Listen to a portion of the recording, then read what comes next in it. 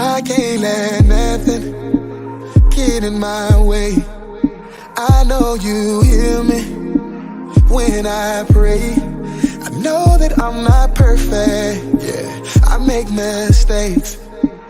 I need you to be there for me every step of the way, yeah, cause there's a blessing with my name on it. Hey, you know that I need it, Lord. Show me how to get it, Lord. I'm barely eating, Lord. Trying to feed my people, Lord, yeah, cause there's a blessing with my name on it. Ooh, hey, you know I receive it, yeah, I believe it, yeah. This year will be my year, I claim, hey, yeah, I claim, oh, yeah, yeah. This year will be my year, I claim it, yeah, I claim it. This year will be my year, yeah. I've been putting work in, yeah, trying to make my dreams come true.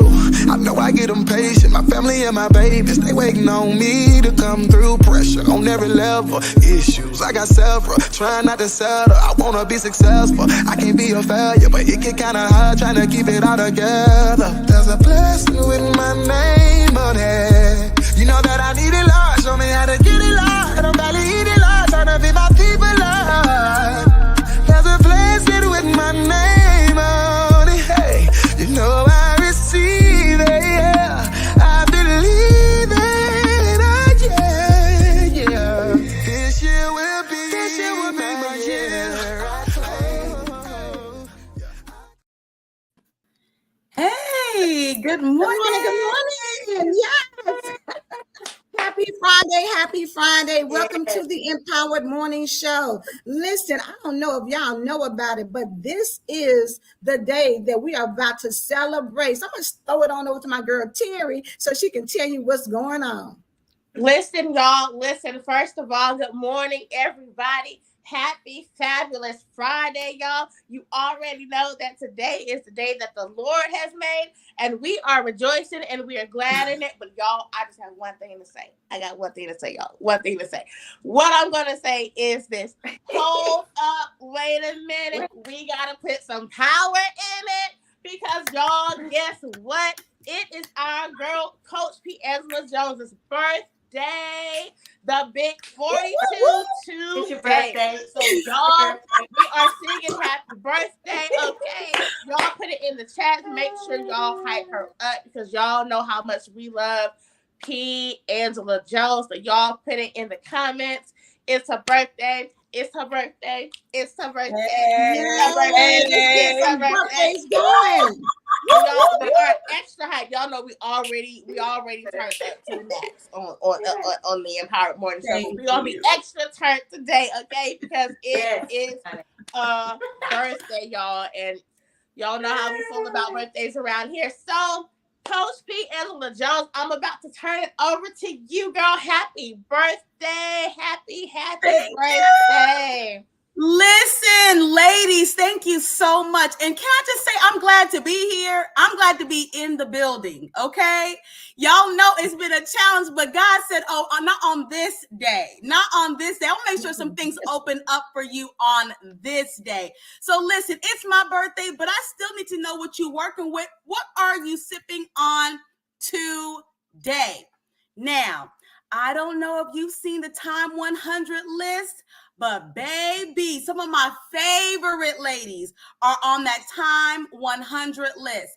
Two of them in particular, Pinky Cole. Now, listen, I've loved Pinky Cole since her hair was not pink, okay? There was a time when her hair was not pink, and I've loved her that long. She's a CEO of Slutty Vegan, and she is on the Time 100. In addition to her, my other favorite person, Sarah Jakes Roberts, is in the Time 100. The Time 100 highlights people who are coming up next, people who have next in their spirit. They're carrying next in their belly. I said, you know what, God? Today we're sipping on that we're next. Not just they're next, but we're next. So if you are watching this broadcast, sis, bro, you're next. And your next is right now. So today is my birthday, but it's also the first day of the Jewish holiday, Rosh Hashanah. And this year, listen, I don't know how my birthday ended up on Rosh Hashanah this year. Listen, I'm just thanking God for it, because the theme and the undercurrent of the Jewish New Year this year is open doors. Listen, if you need an open door, today is your day. This is the beginning of a season of openness. And I'm just so grateful to be here today, to be listening with you, to be participating with you. So if you are watching this broadcast, you can hear me, you can see me, then I need you to share it, because you are the catalyst to an open door. You are the connection to someone else's openness. You can be used right now to open up someone's mind, eyesight, thought pattern. You can help them create a new path by giving them new information on this new day. But listen, we have some financial wellness tips from our girl Marcia, so just stay right here. Good morning. Marshall Weeks here with you on Financial Friday. Do we really believe God loves us, or are we too focused on how much we love God? Deuteronomy 31:8 tells us God will never leave us nor forsake us, meaning he will never leave us physically or neglect us emotionally. He is concerned about our physical, mental, and emotional health. So why are we distracted by short-term financial problems when we serve a long-term, permanent, solutions-oriented God? Did we reach out to him first before we borrowed the money? Did we give him the opportunity to whisper in one of his angels' ears to sponsor us or pay for us? Did we discuss the job offer with him, or did we jump at the opportunity to make an extra $2 an hour doing double the work when he gave us the business idea, wanting to grow and stretch us, fine-tune our self-discipline so we could handle the multi-million-dollar dynasty and be his channel to bless others on their life journey? How quickly are we to say without saying, I got this, God, let me call you back? Then when we realize our limited vision and short-term solution cause some long-term problems. Let us not grow tired of seeking him on every financial decision, and let us never forget that our focus should always be on how much he loves us. So when our back is up against the wall, we know we have a Father who will always cause us to triumph on the other side of the challenge. We need to consider it pure joy to go through God's process on the way to financial blessings, rather than to suffer the consequences of a bad financial decision. You've been empowered because you should prosper. Okay, first of all, mic check 1 2 1 2. Can y'all hear me? Yes. Can you see me? Excellent. Y'all, again, welcome to our show. If you were just tuning in, this is the Empower Morning Show. Thank you so much for being here. Make sure you like, share, and tag some folks in this broadcast. We love to talk in the comments here on the Empower Morning Show, so make sure you talk it up in the comments. Again, we are celebrating our girl, 1/5 of the amazing Fab Five, the Empowered Morning Show, Coach P. Angela Jones, for her birthday, y'all. So we are all the way turned up today. But it's also a special day because we have a very special guest, y'all. I am super excited about this guest. And in case you guys missed the memo, today is an hour-long show just because of this special guest. So if you're new to our show, we usually do 30-minute broadcasts. We're in, we're out. But today we have an extended special edition because of this special guest. Y'all, he has an incredible story. I can't wait for him to talk a little bit about his story today. And I'm sure he can't give the full scope in the time that we have, but he's going to give us enough, okay? And then if not, y'all know how we do. We're going to bring him back for round 2. But we have with us none other than Mr. Leon Walker. He is a motivational speaker. He is a narcissism coach. He has an amazing story. So I'm not even going to drop the nuggets of who he is because that's part of his story. So I'm going to let him share it. But I do want to say, if you are not familiar with Leon Walker, well, 1, you're about to get real familiar, but 2, you need to go follow him after this broadcast. And if you happen to have a second device right there, go follow him right now. Don't leave the broadcast though. So if you only have the one device, wait till after the show.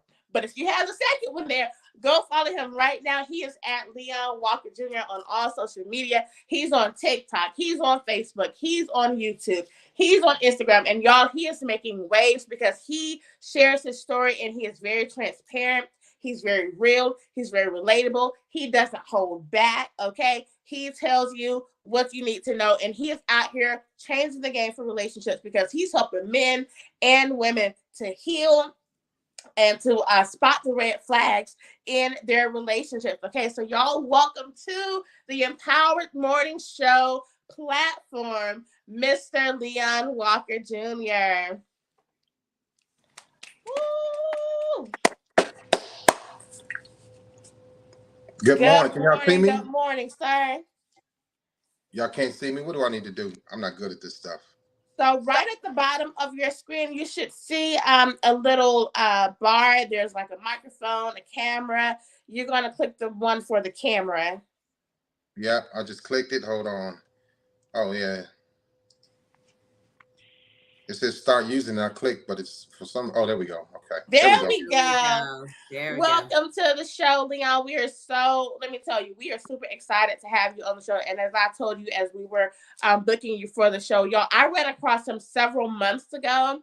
And I just happened across one of his videos. It popped up in my news feed, or maybe somebody shared it. And I listened to him, and I'm like, man, he is telling the truth, but in a way you need to hear it. You know what I mean? It's kind of a sobering truth, but he was telling it, and I don't even remember the video. But you know how you do. You click on one video, and then you just go down this rabbit hole of videos. So next thing I know, I was like 15 videos in, and I'm like, oh my gosh, this man is incredible.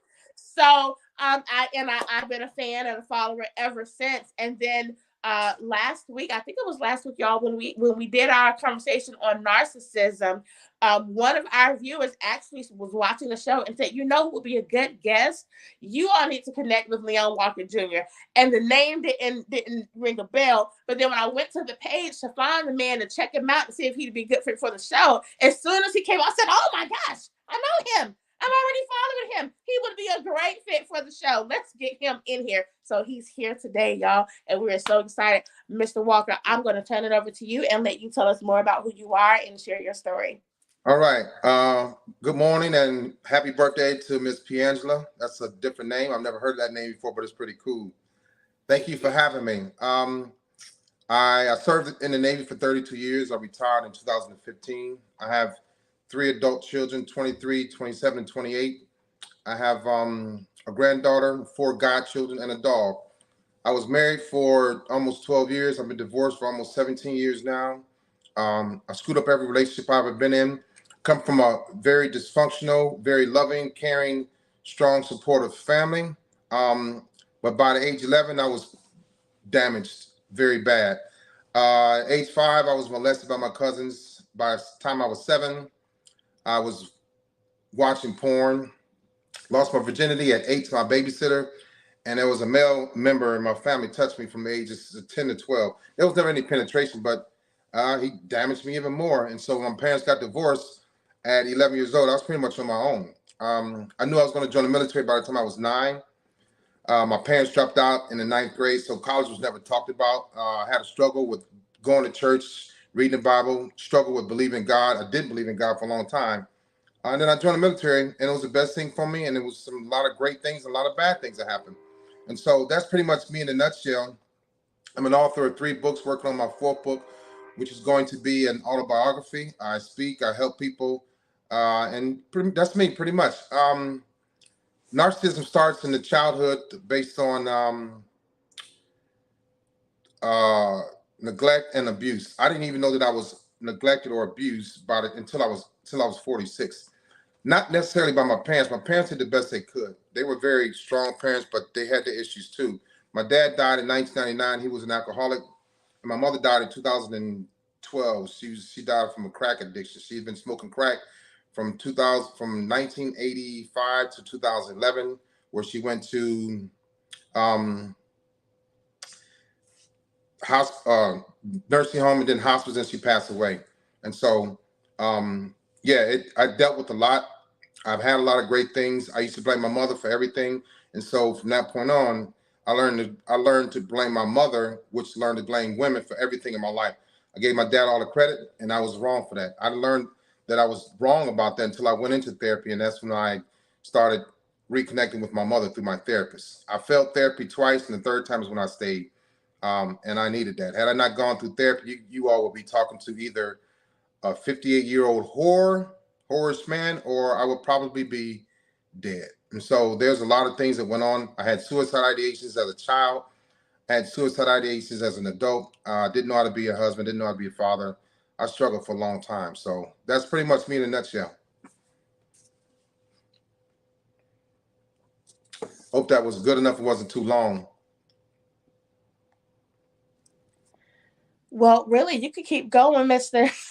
Mr. Lynn. You got about 5 more minutes. You can keep telling us more about your story. So Yeah. since you're here, if you want to go, and we're going to dive in and do a little bit of a conversation, but if you want to go into the narcissism piece and maybe talk about the relationship with your wife and just all of that, whatever you want to share about your story before we dive into the questions.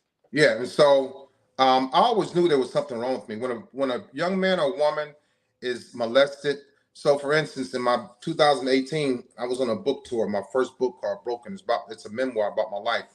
I learned a lot. I had to do a lot of research. Excuse me. And so I found out that 90% of the perpetrators for people that are molested and raped is somebody you know or love or trust. 90% of those people are somebody you love or trust, supposed to love or trust. 80% of the cases go unreported. My cases, and then 1 in 3 or 1 in 6 little boys, or 1 in 3 or 1 in 6 little girls will be raped or molested by the age of 18. I fell in all 3 of those categories. The reason why my case didn't go reported because I didn't report my babysitter. I didn't report my cousin. I was afraid of retaliation. I was afraid of people turning against me. I was afraid of getting beat up. There was a long time where I was afraid of women from my babysitters molesting me. I was afraid of women from my cousins molesting me and my babysitter taking my virginity. They were all 6 or 7 years older than I was. And so I had this lust for women. I was attracted to women deeply, but I also feared women. And so that really resonated with me more. It's like a controlling factor for me in relationships. And I just wanted to shake that. But when I did decide to shake it, I went too far. And so I became very verbally abusive. I was never physically abusive. I was mentally abusive, verbally abusive. I became very promiscuous, and I was a cheater.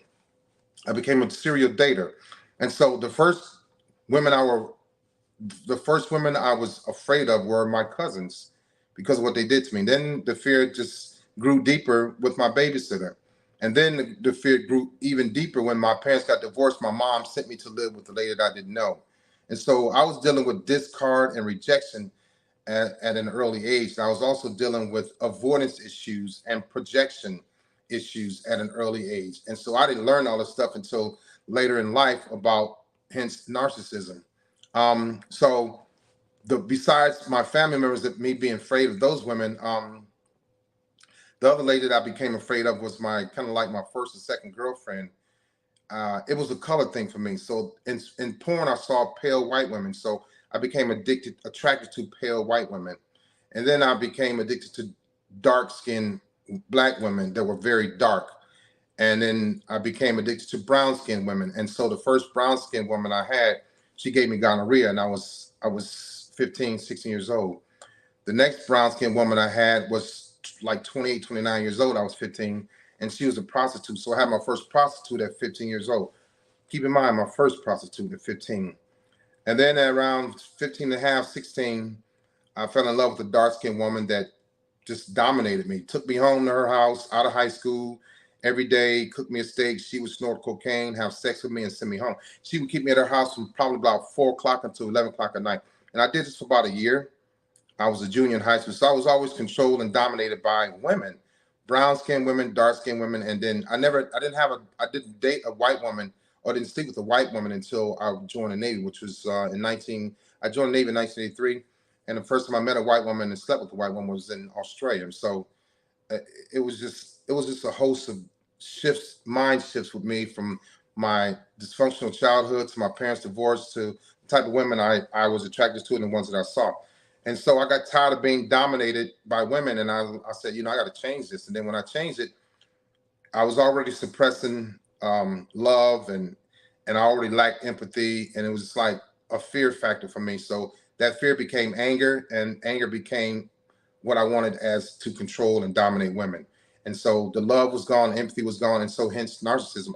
I developed that over a period of years. So it starts in childhood, and you can either get help. I should have been in therapy as a child, but instead I went within myself. I became very independent. Narcissistic people are very independent, but they need external factors to keep them going and motivated. Hence the supply, right? Excessive women for me, and for women that are narcissistic, excessive men for them. That grandiose mindset, that attention craving, that need to be overbearing, outgoing, self-centered, egotistical, arrogant, cocky. And so that was me in a nutshell. And it consumed me, and I enjoyed it, and that's who I become. And so this is why people say it's so hard for narcissistic people to change. It's impossible. It's not impossible. It's hard, because why do I want to change who I become? You think I want to go back to that broken little boy? I peed in the bed from the kindergarten to the 7th grade, and I didn't find out that bedwetting was a symptom of being abused. I didn't know that. I sucked my thumb from the kindergarten to the 7th grade. That's why I have an overbite. I was scared of girls. I was scared of the dark. I had low self-esteem. I didn't have any confidence. So the man that you're talking to now today is a very strong, outgoing, outwardly over the top, overbearing type of guy. But that broken little boy is still in me. But I understand who he is now. So I fought not going back to being broken, dysfunctional, abused, beat up, left out, left behind, called names, being stupid, dumb. I refuse to go back to that little boy. So that's why it's hard for people to change when we ultimately become somebody that we want people to like and love and admire.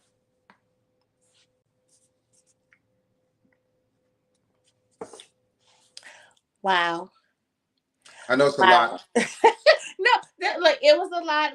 Did I not tell you all that he has such an incredible story? And I promise this is like just a little tidbit. But when you watch the videos and things, and just kind of over a period of time, he talks about his story and who he is and just things like that. In his videos, and so that's why I'm saying you guys got to make sure that you go follow him. So of course I have questions. I know also questions. I'm over here taking notes, so I'm gonna drop my couple of questions, and then I'm going to turn it over to the rest of the Fab Five for y'all to jump in here. But one of the very first things you say, and first of all, thank you so much for sharing your story, and you were so precise and to the point, and you you just hit all the bullet points. So we appreciate it. But one of the very first things you said was that you came from a loving and dysfunctional home. And so that stuck out to me, because we don't typically hear those two words together like that. Loving and dysfunctional. So can you talk about what that looks like, or how were you able to recognize that it was loving and dysfunctional at the same time? Right. So what happened was, there's a lot of dynamic shifts, a lot of brain shifts. My grandfather was short. Okay. My mother's side of my family are short and mean people. My grandfather's like, they were. I'm telling you all, the things I'm about to tell you, it's going to be funny and mind blowing, but it's going to be like, it makes sense. So my grandfather's like 5'3", like 125 pounds, little dude. My grandmother's 5 foot and like 100 pounds, little. So my mother was little, but she was thick. My brother was short and he was heavy. His dad was heavy. My dad was 6'1" and like 230. He played football in the Army and he boxed. Okay. My dad's side of my family are rather thick, tall, above average height, thick people. Very, very competitive, very driven. My mother's side of the family they all had a very addictive personality. And I learned this through therapy. I learned this through research. I learned this through studying the things that I saw and that I remember. My grandfather played, my mother's father played the drums, and he made his own drums. He smoked a lot of cigarettes, and he was mean. All right. He abused my grandmother. He was very verbally abusive. I can remember just like it happened yesterday. I would sit at the kitchen table with him, and he would bang on the table, ask my grandmother for the hot sauce and pepper and his cigarettes, and he would call her names, and she would just be scurried and running around. And he didn't treat my mother like that, but my grandmother treated my mother like that. They fought in the street. And I didn't find this out till about 5 years ago. My grandmother died in '08. My mother never got a chance. She never went to her funeral. My mother died in 2012. And so my grandmother didn't know that her daughter died. My mother knew that her mother died. My grandfather died in 1979. My parents got divorced in 1979. My mother's brother got killed in 1977. So from 77 to 79, and then from 79 to 1982, my mother lost 6 people. Through the divorce, she lost her husband. Through the divorce, she lost her husband and me and my sister. And then through death, she lost her brother and her father. So she lost one person on the average of every 6 months from 1979 to 1982. I'm sorry. And so she jumped into smoking crack. My mother's brother was the one that was touching me. And so, I remember exactly what happened. And then when he got murdered, to me, it was funny. So I learned he left me with a gift of lacking empathy. That those things happen in the childhood. We want to talk about why they happen, because when I was being molested, when I was being touched by him, I couldn't take up or defend myself. So I developed anger issues. He was bigger than me. He was older than me. Everybody that touched me, everybody that abused me, were bigger than me, taller than me, older than me. And so back to my family dynamics. My dad was very extreme. My mother had a very addictive personality. My dad had a very extreme personality. So everything he did was over the top, overbearing. Those are traits, narcissistic traits that I have as well. I'm addicted. I have a very addictive personality. I have a very extreme personality. So if when I'm doing something, whether it's cheating, whether it's porn, whether it was drinking, this is Leon before therapy, I go all in, and I don't have a care in the world about anything or anyone except for what I want right then. If it's 3 women, I want 3 women. If it's alcohol, it's alcohol. If it's porn, it's porn. And at that time, nobody matters but me and what I want. And so that's including my children. So when women say, how can he just wake up and leave? How could he cheat? And how could he not come back and see his kids? I hear it all the time. They don't care at that moment. Their mind is extreme and addictive. That's what they want at that time. Even if it's being a newlywed, if he's narcissistic and he's a cheater, and he's a serial dater, without talk therapy is not going to work. I didn't have talk therapy until I was 46. So the dynamics in my family on both sides, I have a lot going on. I was in the middle of all of that. I'm the only one of my brothers and sisters on my father's side. I'm the only one, well, both, but my brother and my sister don't have any kids. They weren't never married. My sister's 57 and my brother's like 65. My other brother's 63. But my brother and sister that I've lived with don't have kids and never been married. I was the only one that tried. So I didn't have any morals. I didn't have any standards when it came to being a husband. I had great men in my life. I had great men in my family, but they were womanizers. They were hustlers. They were thieves. They were, fighters, right? They were abusers of many things. A lot of men in my family were abusers of women. I had a cousin that got almost killed by a woman. I was almost killed by 2 women. And those things I was attracted to, I was addicted to. So I've seen a lot of great things. I've seen a lot of bad things on both sides of my family. My grandfather wound up dying in 1982 at work. My mother's brother died. He got murdered. He got shot in the mouth with a shotgun. My grandmother died of an aneurysm and dementia. My father died as an alcoholic in 1999. My mother passed away in 2012 from crack addict. So I had a lot going on. Hence the narcissism, the lack of empathy, not wanting to love, avoidance, rejection, projection, dejection, deceiving, lying, ghosting, gaslighting, cheating. I had it all. So there was no way I was going to wind up being an empath. It just wasn't in the cards for me. And so I became Leon. I became narcissistic. And that's what I wrapped my mind around. That was my success. Wow. Everybody in the comments is saying thank you so much for being transparent. Thank you for sharing your story. So as I told y'all, it really is a powerful story. And I think the powerful part of it is the overcoming. And, as you talk about now, which one of the things I'm going to talk about in a second. But my other question was about the serial dating, because I'm sure a lot of people's antennas went up when you talked about serial dating, because a lot of people do date serially. I am not one of them, but there are people who, like, hey, I'm just going to date everybody so somebody seems to be the right one. And so, but you mentioned that was an issue for you. So can you talk more about that and why that was And not so the right idea? serial dating came from my first love with my cousins. And so that's why love to me was such a um, dysfunctional, distracting type of thing, something I didn't want. So that's where I felt love from. I felt love from my mother, because she was my first dead mother. I was a Cub Scout. She took me to the swimming pool. She took me to football practice. My dad worked at Ford, so he was gone a lot, and he drank a lot. And I was afraid of my dad. Every time my dad come home from age 4 to 11, I'd pee on myself. Um, it, it was there was a lot going on. So what was the question again? I lost train of thought. Yeah, no problem. So the question is about being a serial dater. Okay. And so it started off with I started off with being promiscuous by virtue of women molesting me. So my cousins were my first love. My babysitter was my second love. And to me, it was like I had 3 women. That's hard to believe, but that's what I thought. And so, and then, okay, here's something else.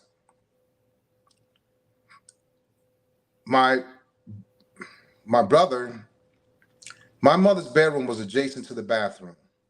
And everything I'm telling y'all is so vivid. It's like I have to relive it because it's there. It never goes away.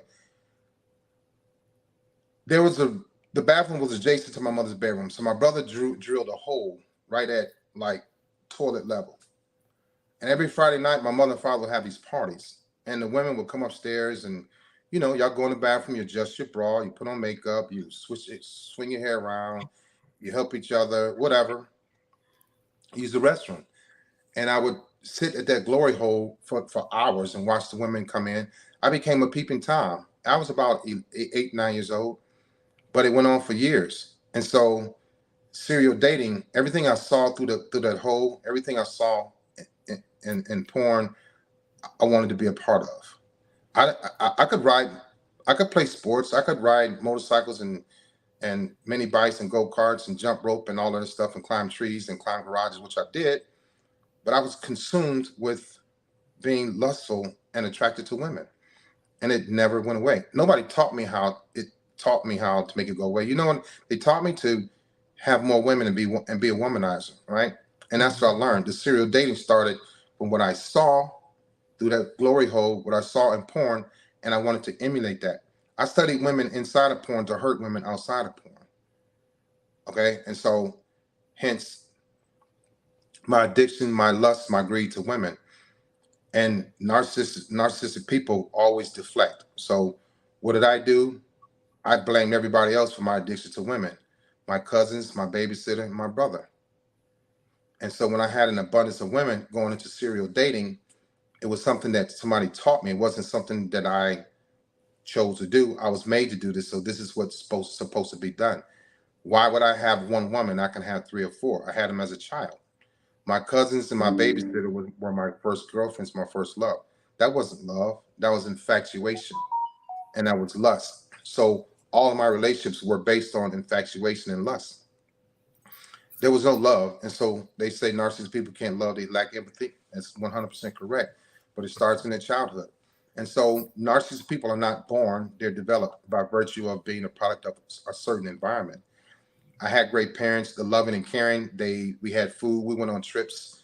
My dad was a provider and protector, but my parents fought. That's the dysfunction part. We had good Christmases. That was the loving part. My parents fought. My grandmother and mother fought during Christmas. I see my grandmother slap my mother in front of me when I just wanted some of the greens that were on the pot on the stove, and my mother gave them to me as soon as she put the greens in my mouth. My grandmother slapped her, and so that was the dysfunctional part. We had toys in my grandmother's house. That was the loving part, right? My grandfather took us to get ice cream. That was the loving part. But when he got on us, when he screamed around the house, that was the dysfunctional part. My uncle used to bully me. That was the dysfunctional part, So I was doomed. And you know what? My therapist said, I'm surprised you're still alive. Yeah, I said, I am too. So I had to find other things to keep me driven and motivated. I was a really, really internally weak man. Externally, you think I was strong, but internally I had that love and that dysfunction. But I resonated more with dysfunction because love scared me, and love was liking my cousins and my babysitter and having sex. So the dysfunction is what made me become driven and passionate and compassionate about taking care of Leon, and that's what I did. Amazing. Wow. Thank you for answering. I'm going to let Regina jump in here. So, Regina.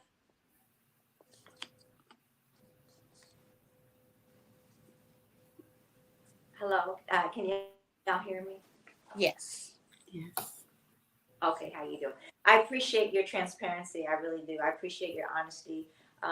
It's amazing when you could actually sit behind this camera and tell your story so fluently, knowing that the trauma that you went through. It is a sign of strength, even though the brokenness that you had to go through.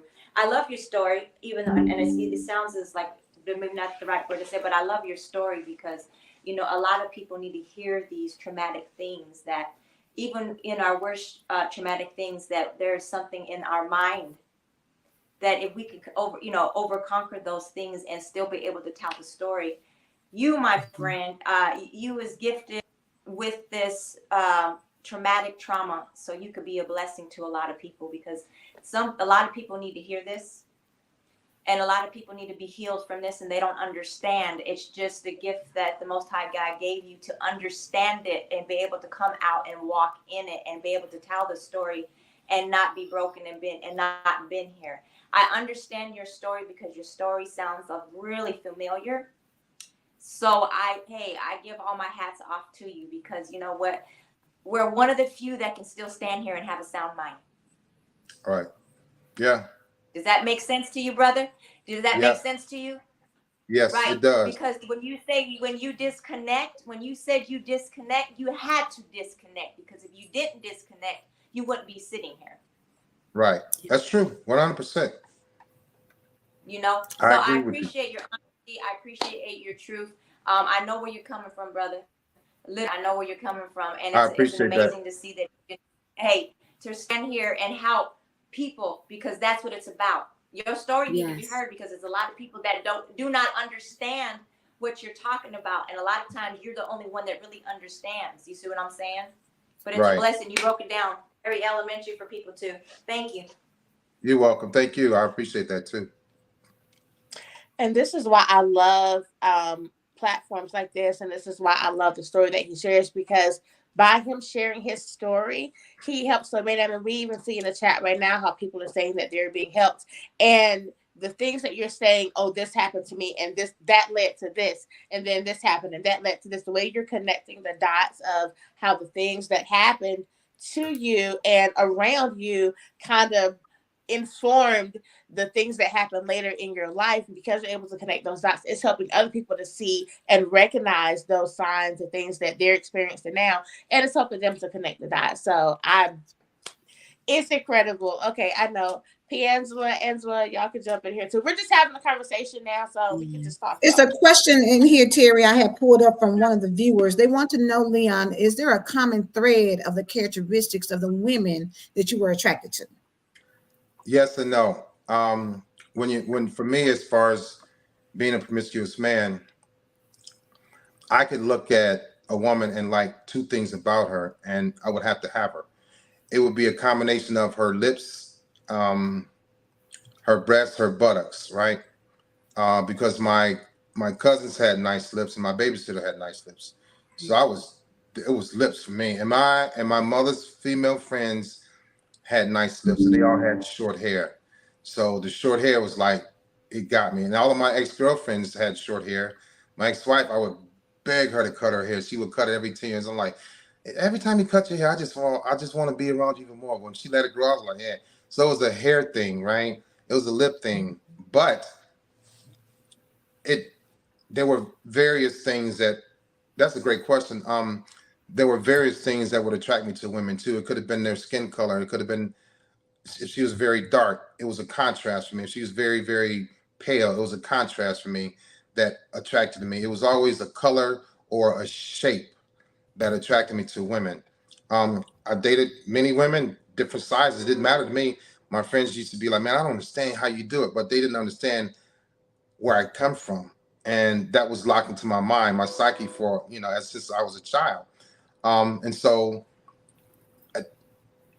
the having the women that shaved down there, I didn't like that because I didn't know, had never seen it. When I was looking through the glory hole, I saw the grown women that were hairy down there. And so that turned me on too.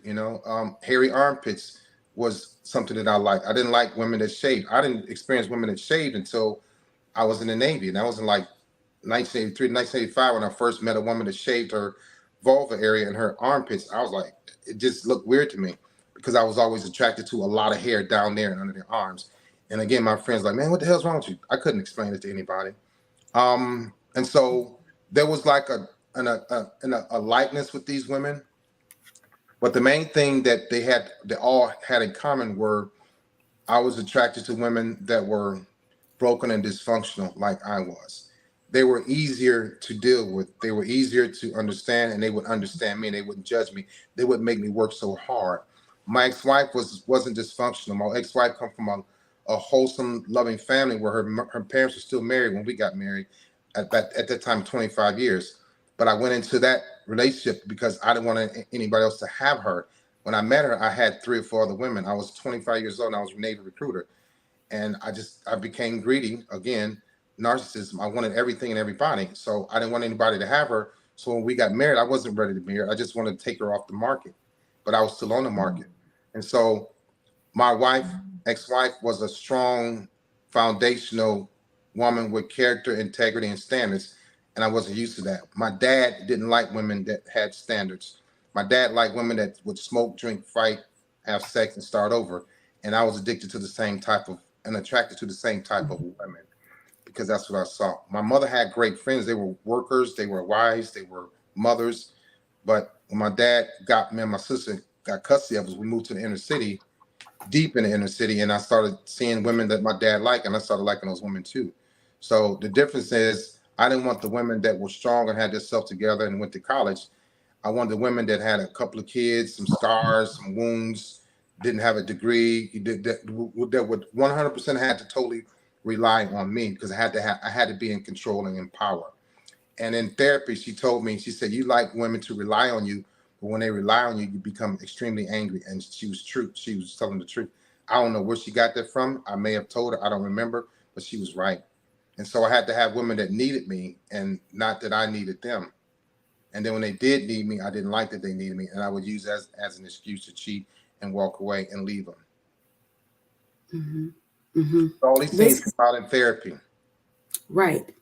Right. This is amazing conversation. I just want to break in and ask some questions specifically about marriage. My husband and I are marriage coaches. And I would like to know how narcissism showed up in your marriage. You said you have an ex-wife, so you're no longer married. Is that correct? Right. That's correct. Okay. And then if you could talk about that, and then also, are you dating now? And what does that look like now? So marriage, and then where you're at now. So marriage was tough for me because I didn't know what a husband was supposed to be. I saw my dad buy, protect, provide. I saw my dad do that. And so I could provide and protect. But when it came to loving and holding hands and cuddling, no, I didn't know how to do any of that. I wasn't aware of it. It didn't sit well with me. I was uncomfortable when women wanted to cuddle. It's like, man, look, can we cuddle? That was like a task for me. It's like cuddle. Right. Holding, and I felt when a woman wanted to hold hands, I felt smothered. Didn't like it. So my wife suffered. The skin is the largest organ of the body, right? The skin is the largest organ. And I starved a lot of women because I wasn't a touchy-feely type dude. It's like, kiss, let me touch you, let me grab, go have sex, and it's it. It wasn't no love making. I wasn't about that. That was too deep for me. That was too much of a deep connection. I was afraid of that. I was like, oh no, we're not the love making. And when women say, man, I love you, I had a lot of women tell me they love me. I'm like, don't tell me you love me, because if you do, I'm gonna leave. And I want to leave. I walked away from a lot of women. But the marriage part, I didn't know how to be married. I didn't have a clue. My brother was married. My other brother was never married. My uncles were married. Some weren't married. They were cheating men in my family. I never knew of cheating women in my family. I'm not saying they didn't cheat, but it was always the men. And so, cool, that's what we do. We get married, we still cheat, or we don't get married and we womanize. So marriage was a struggle for me. I didn't know about vows. I didn't know about holy matrimony. I didn't know about, till death do us part. None of that. It didn't matter to me. I lost my marriage, my vision of marriage when my parents got divorced. But again, like I said, I wanted to keep her, so I married her just so would nobody else get her. She's a pretty lady, beautiful hair, nice lips, nice breasts, at a degree, didn't have a lot of bodies. I didn't deserve her at all. Dating now, I'm not dating now. I have a lot going on. I stay busy. I'm ready to date. I'm capable of dating. I'm mentally healthy, ready to date. I understand myself a lot more. I'm a lot fair now, more fair than I was ever in my life. I'm more patient. I'm more understanding. I don't react. I don't act. Because my therapy told me I was in therapy from 2014, 2015.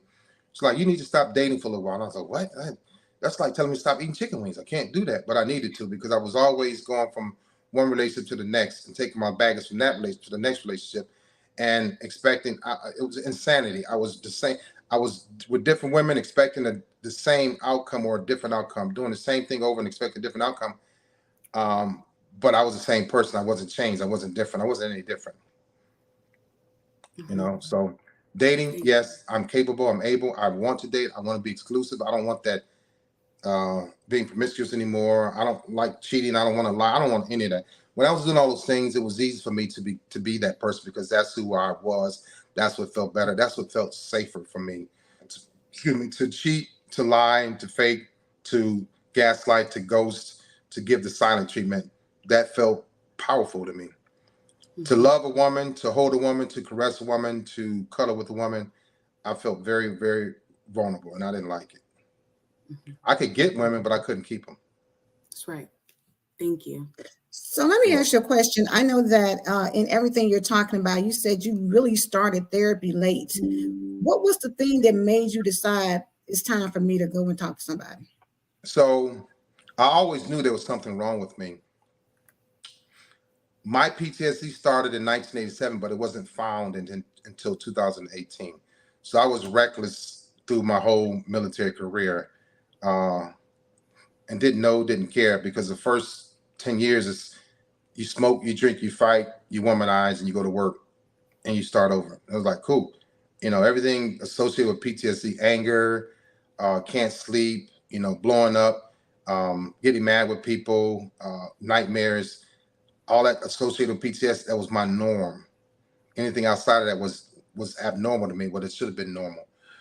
And so what was the question again? I'm sorry. That happens every now and then to me. That's fine. I was asking what prompted you to go ahead and seek out therapy. There we go. And so there was an event that happened. When you all get a chance, look up the USS Stark. USS Stark. There was a bombing on a ship in 1987, and 37 men were killed. And I was 22 years old. With my fire party, we had to go over there and rescue the ship. We saved the ship, but the men were dead. So we found heads and fingers and feet. And that started my PTSD. And I didn't know how bad off I was until 2018 when I felt like I was losing my mind. I went back into the hospital. But anyway, my first time talking to a psychotherapist, I don't even know why I went to the office. I remember it was 2014, but I don't know who sent me. Somebody sent me. When you're in the military, you're held accountable. When you're told to go through anger management classes, you have to go. If it's 16 weeks, you have to go and you have to finish. You have to complete it. If you don't, you get in trouble. When you're going through when you're going through drug abuse classes, which I didn't have problem with drugs. When you're going to alcohol abuse class, when you're going to domestic violence for anger issues classes, you have to complete those courses and classes. In the military, you're held accountable. When I started therapy, I walked in and walked out with a psychotherapist. When I went back to psychiatrist, I walked in and walked out. And every time you walk in, walk out, they report it to your command, your job, your boss. So every time I would go back to work, they go, hey, we got an email from Dr. So-and-so said you came over there with a bad attitude, you left. I'm like, you can't get away from it. In the civilian world, you don't have to go, or you go and walk out. They don't care. Nobody's going to report it. You're not held accountable. And so through other people noticing there was something wrong with me, maybe somebody called on me. I don't know, but I went and I went and I left and I left and I went back. And then when I walked into the third psychiatrist's office, she said, "I'm not going to hurt you, Mr. Walker." And I was like, So those other ladies that were psychiatrists and psychotherapists, and this lady was a psychotherapist, when I walked into their office, they didn't say anything to me. I needed help, but I knew I needed help. And I was begging, I was crying for help silently, but they didn't. They just like, "Okay, hey, come in, fill out this paper." Like they didn't care. So I'm like, you know what? I'm gonna show y'all how not to care. I was very rude. I was very disrespectful in the office, and I would walk out just so that I can piss them off on purpose. And I knew after the second time they're gonna call my job, and they did. So the third time I said, "Let me try to work on this. Let me see if Leon can get better. Let me see if I can change my way." Because I was, trust and believe, I was extremely happy with who I was. As dysfunctional as I was still getting promoted, awarded, and rewarded. I was making $120,000 a year. I was leading a lot of people. To me, there was nothing wrong with me. But my wife, the ex-wife, was unhappy. My ex-girlfriend was unhappy. My kids were unhappy. My kids feared me. So I was like, you know what? Let me go on and sit down with this little 4', 11-inch, 120-pound white lady. Let me see what she can do with me. And she got to me. She said, "I'm not going to hurt you." And I was like, "Well, what made you say that?" She said, "Because you came here, I can see it all over your face. You're afraid to let go. You're afraid to let your guard down. Well, we're going to talk, and I'm going to have you in here for a while because," and later on she said, "you need intensive inpatient care."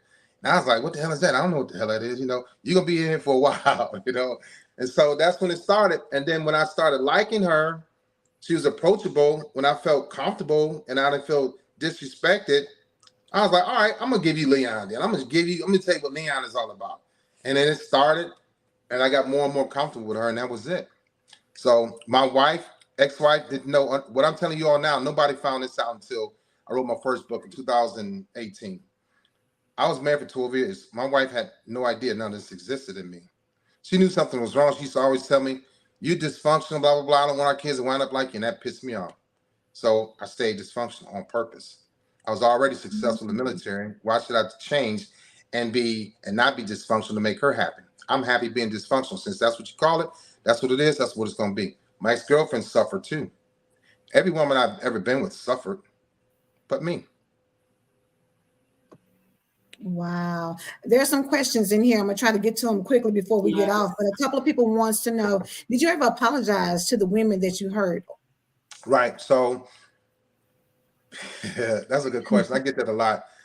One of my ex-girlfriends, she said, "Leon, do you realize you never apologized?" I was like, "For what?" And it just rolled off my tongue. For what? What am I going to apologize for? Whatever I said to you is your fault. Whatever I did to you is your fault. She clearly said, "You never apologized." This was years after we broke up. And I was like, "Really?" She said, "No. You don't remember. Do you ever remember apologizing to me?" I was like, "Nope." You know what, ladies? I could not fix myself. I could not fix my mouth to say I was sorry. I could not. That's why I know narcissistic people. I could deal with them. I play around with them, diagnose or getting close to being diagnosed, having 8 traits or 7 traits. I know exactly what to do with them. I know that they can't apologize. It is so hard. It hurts. It's like telling me Leon, go get a pair of pliers and pull out your 2 front teeth. Oh, no, that's going to hurt. But apologizing drove me nuts. Why should I apologize? So I got to tell you, I'm sorry. Feeling defeat like that was such a horrible thing. But I was wrong. And I remember, you know who else didn't apologize? My father. I remember him distinctly saying, "I ain't gonna apologize. I don't apologize for what, But yeah, so I started going back years later and apologizing to some women. And some of them didn't believe me, said, "It's not genuine, it's not you. You just saying." They were right. I was just going through the motions. But now I can sit down and listen. So here's the thing with me. It depends on how you approach me. Narcissism, it just doesn't go away. This is who I am. But I can manage it and regulate my emotions, feelings, and my anger and how I respond. But I also demand a certain level of respect too. But I have to give that to get that. And so some women approach me in a different way. And instead of me blowing up and calling names, I'll just say, "Okay, well, we can't have this I'm more polite, But I did, to answer your question, I did apologize I saw my ex-girlfriend from 1991 last week, and we laughed and talked about the way I used to be and all this stuff. And it's funny now. It wasn't funny then. So yeah, I've apologized. I probably still owe not just the women, but some of the men that I led in the Navy. I've been calling and apologize. I haven't done it in a few months, but I started reaching out to them too. Yeah. Very good. Very good. And I know there was one other question. Sparkle, who is actually the other part of the Fab Five, she asked, how do you advise other men to get therapy? So if you could just hit that real quick. I know we're almost out of time, but that's an important question. Yeah. Don't be afraid of the truth. That's the thing with these men. They don't want to hear it. It's okay to go in there, my brother, and hear it. It is okay. Because you're going to change that moment you walking out within that hour, you're going to make some strides. You're going to make some changes. You're going to understand yourself. You're going to want to be closer to your wife. You're going to be closer to your kids. I felt like I lost 100 pounds every time I came out of there. I went in there like smelling like cigarettes and chicken grease. Every time I go, before I go, I'm like, I don't smoke anything now. I'm so free. It's like almost scary. But before I go, and she's like, well, can you not come in here smelling like cigarettes? I was like, lady, you tripping. Saying it to myself. But I liked her, so I wasn't rude. I was like, yes, ma'am. I turned into a little boy in there. She's like my mother. I'd always yearned for my mother. I lost my mother 3 times. When my parents got divorced, when she started smoking crack, and when she died. So I was always yearning for a mother in my life. Just listen to me. Just be a mother. Just nurture me. Just talk to me like I'm a little cool, good little boy. I used to be a good little boy. I was a good little boy. I was. And it became like unfair to be this monster because people turned me into this monster. I'm talking about Leon before therapy. I didn't raise my hand. Hey, I want to be a monster. I want to hurt women. I want to cheat. I want to lie. I want to gaslight. I want to ghost. I was a cool little boy, right? At one time.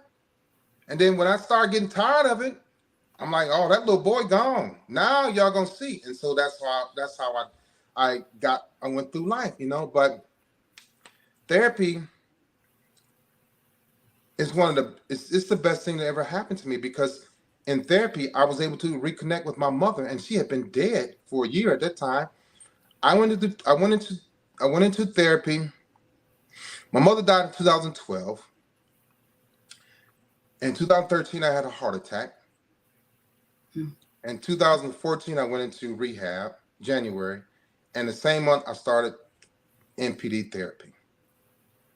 So I had a very heavy heart. I had a very dysfunctional mind at 46 years old. And I was still pushing, but I was still holding on to that broken little boy that was defeated, that was bullied, that was molested, that was taken advantage of, right? That was dysfunctional, that was broken, that was given up, that was discarded. I was still holding on to him because I had anger. And so in therapy, she said, Mr. Walker, next week, we're going to talk about forgiveness. And I was like, forgive who? I hadn't let go of my anger from my childhood from age 5 until 46. I had that anger for 41 years.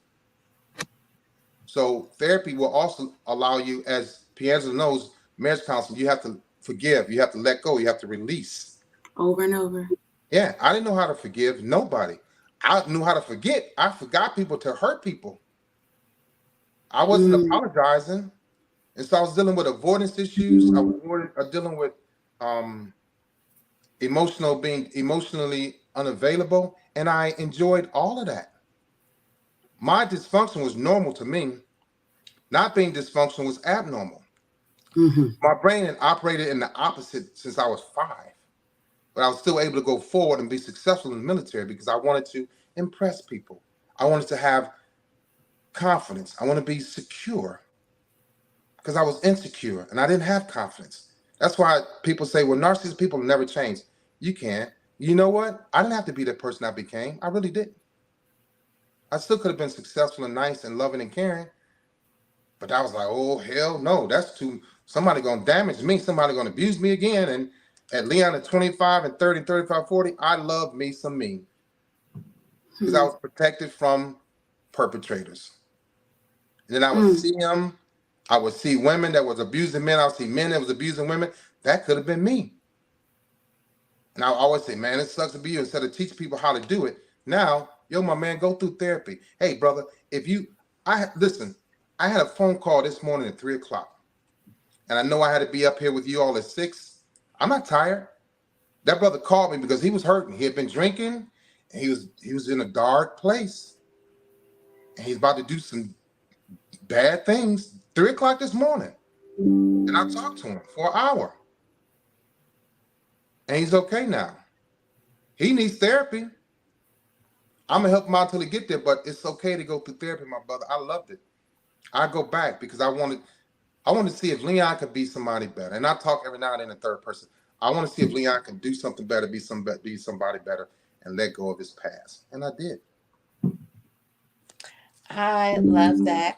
Well, Leon, we are out of time, and y'all, I don't know how this happens that a whole hour goes by so quickly. The 30 minutes go by like that, so we extended to an hour, and then it's like, oh, we need like another hour, maybe 2.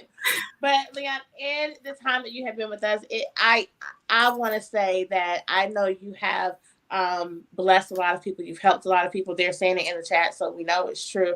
But we also want to say thank you for coming on and sharing your story. What I love about it is that you were very open and honest and transparent. But to me, what I see is a story of transformation, a story of healing. That, even though you say that the narcissism doesn't go away, but you learn how to manage it. It still shows to me it's a story of grace, and a story of God's grace, and a story of just realizing and experiencing the power of healing through therapy, through coming to terms with the things that happen and how to make it work for you now. So as I said earlier, your story is incredible. We want to say thank you so much for being a part of the Empowered Morning Show. I'm going to ask you to stick around. I know it's early for you, but if you can stick around for 2 more seconds in our backstage. So don't leave when we end this broadcast. Just stay right here with us. Okay. But for everybody else, thank y'all for tuning in. Again, you can follow him at Leon Walker Jr. Is that right, Leon? At Leon Walker Jr. Leon R. Walker Jr. And then you can Google me. My retirement ceremony comes up. My books come up. So I'm not hard to find. He's not hard to find. I told you, I found him real quick. So he's not hard to find. He's on Facebook, YouTube, Instagram, TikTok. He's everywhere, y'all. He does have books out. I did see that he is in his 6th month of being in the top 100 bestsellers on Amazon. So make sure y'all help him stay at the top 100, okay, for another 6 months. Anyway, Leon, thank you so much for being part of the show. We're a little bit over time, but we're going to go ahead and close out in prayer. But I do want again to say thank you so much for coming to be a part of the show. You have been a tremendous blessing to all of us here at the Empowered Morning Show today.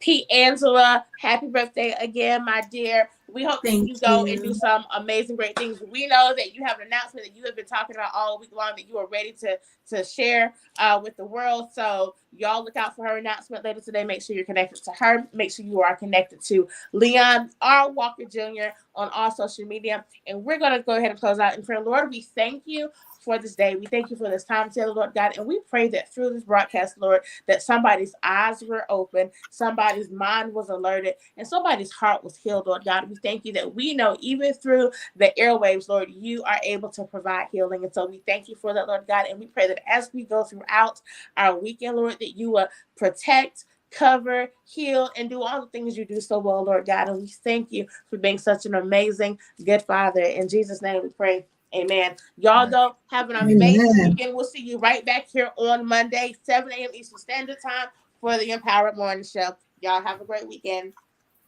I'll be right here. I claim it. This year will be my year. This year will be my year. I claim it. I really believe it in my heart. This year will be my year. I claim it, yeah. I claim it, I claim it, I claim it, I claim it, I claim it, yeah. I claim it, I claim it, I claim it, I claim it, I claim it, I claim it, I claim it, I claim it, yeah.